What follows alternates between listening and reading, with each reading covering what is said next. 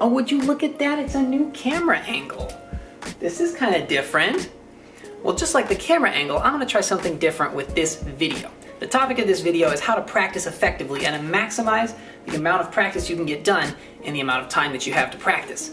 But to show you that, I'm going to show you what I do at work. If you don't know, I work for Dynamic Discs. I'm a media producer, and today I'm working on an advertisement for the Glass Blown Open. So for spectators to come, even if you're not signed up for the Glass Blown Open, you can come and play the C tiers and watch the pros, and also the United States Amateur Match Play Championships. I'm trying to get stores to run those because it drives growing disc golf in their area, and it's really easy to do.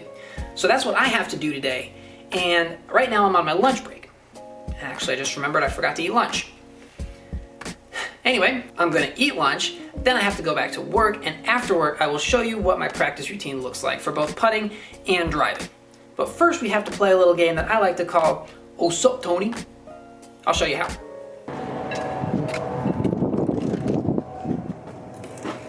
Sup Tony.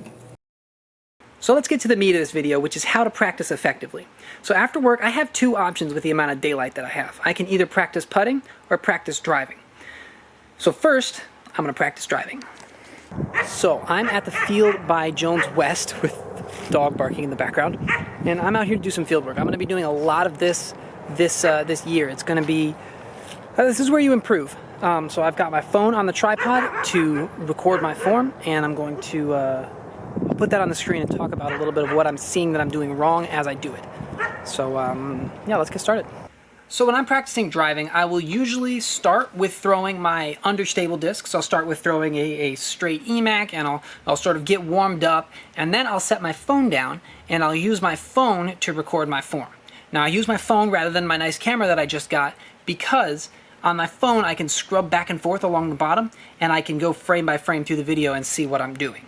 So I started out with just throwing and trying to keep my shoulders a little bit better and timed, and I noticed it was a little bit off. So I worked on that a little bit more, got a couple of repetitions in to try and retrain my muscle memory. And the next time I looked at it, I noticed that my reach back was early. So because my shoulder timing was okay, I started working on my reach back timing. If my shoulder timing was still behind the disc, I probably would have kept working on that for a couple more reps, but I felt like I was starting to get a hang of that, so that's why I moved on. So now when I'm working on my reach back timing, whatever. Now when I'm working on my reach back timing, I'm trying to peak that reach back when my front foot touches the ground. And that helped a lot of things. It helped me not take as big of a last step, and it helped me transfer my weight a lot better. It was really cool to see.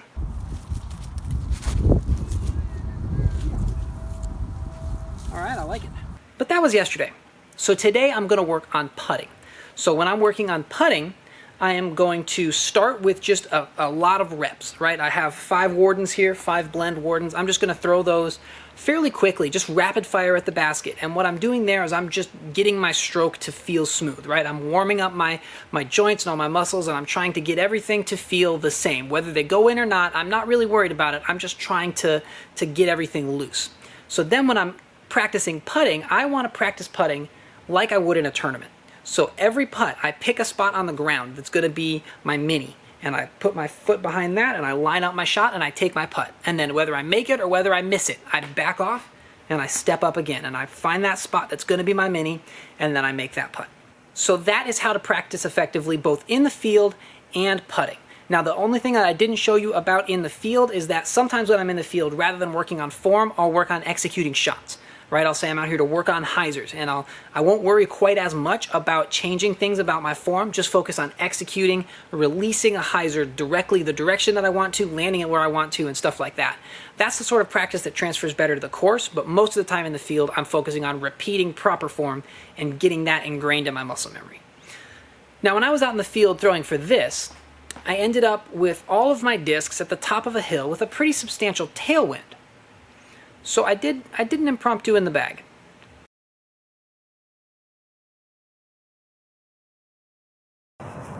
Starting off, I have 2 wardens for driving. Blend, kind of straight to flippy, and this one's kind of straight to a little bit of finish on it.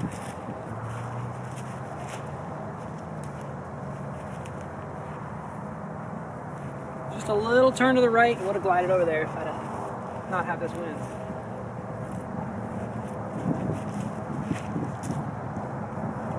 Hyzer out of my hand.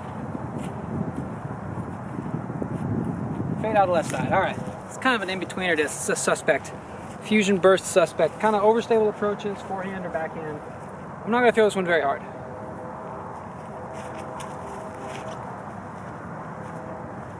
Just reliable hyzer.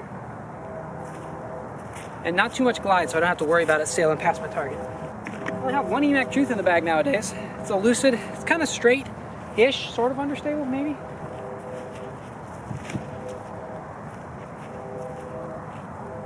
See, like it'll work to the right, but I had to kind of force it over a little bit. I might, if I lose that one, I might grab an Evidence, but that one's really pretty, so it's in my bag right now. This is a disc I didn't expect to like as much as I do. It's a Biofusion Verdict. This is a really straight mid-range. It's similar to like a new EMAC, but it has some fade on it. I've had this one for a good amount of time, but it's been winter, so I haven't been playing as much.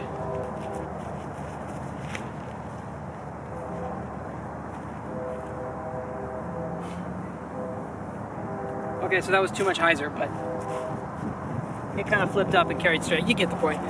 Moonshine Verdict. This is the most stable Verdict I've thrown. Goes from flat out the right side.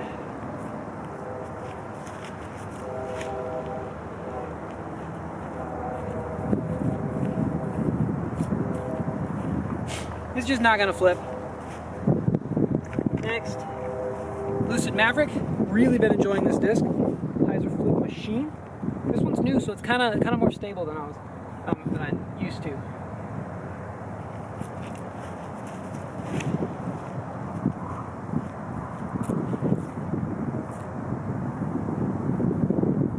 See, like I threw that really hard, and most of them aren't going to take that much power. So I'm kind of waiting on that one to get just a little bit more seasoned.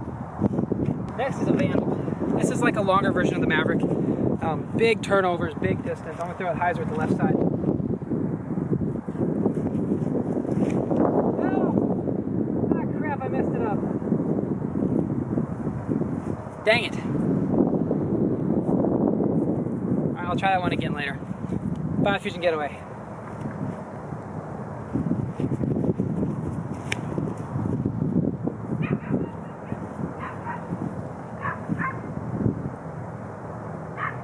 I got the nose up a little bit on that one, but you get the flight. Fusion Getaway.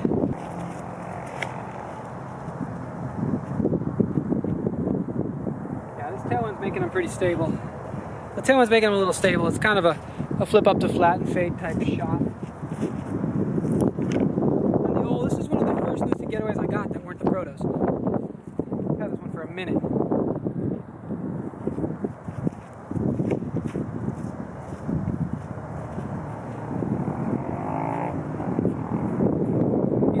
Very overstable. It just glides a little bit farther before it fades. I got two Felons.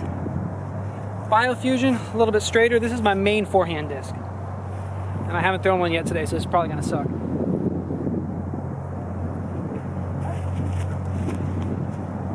Oh, way early, way right. I might rethrow that one too. It's kind of a straight-ish forehand. It's a good shot. Lucid Felon, more stable.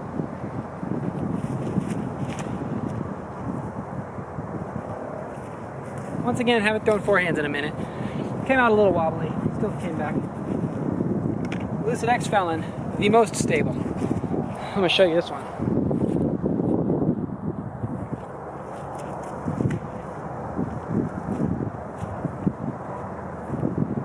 Okay, so the tailwind dropped it, but no tailwind and that pans out. It's so stable. I don't think I can throw that just 300 feet. It was ridiculous. All right. Renegade in here for rollers. Terrible wind for rollers.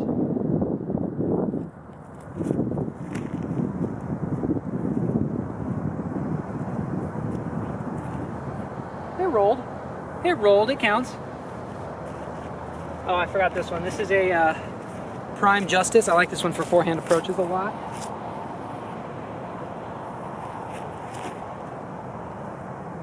There we go. Now my forehand's warmed up. And I have 4 Defenders this way, so you can see them.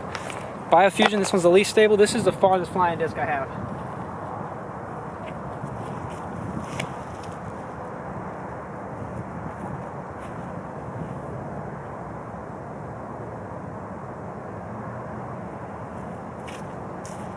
And I have another Biofusion. This one's, they were figuring out how to stamp my stamp on this disc, and they had to apparently stamp it like 7 times to get the depth right or whatever. But I like this one. It's got a bunch of stamps on it.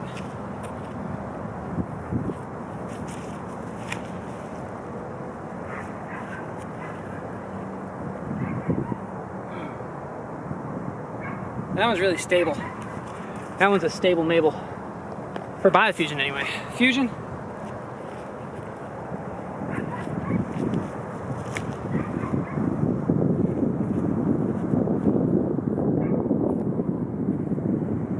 That one might have come over on a little bit, but that one's also very stable. A little bit straighter than the Bio though. So I use that one for like flex shots, kind of like that one. This is Dymax Fusion Defender. This one's the most stable.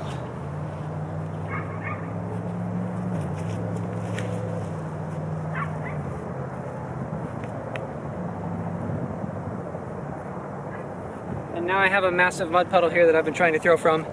I'm gonna go get all those and rethrow the Vandal. But yeah, that's what's in my bag.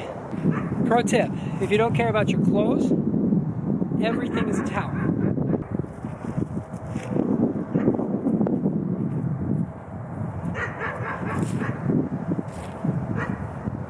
Huh?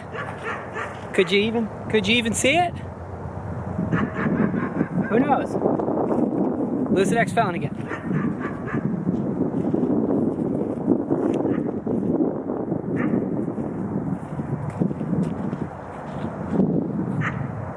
I just realized I never talked about my putters. I putt with Wardens. Hashtag Team Warden. Thank you for tuning into this video. Let me know what you think of this kind of style. And you're good. Sorry. Yeah.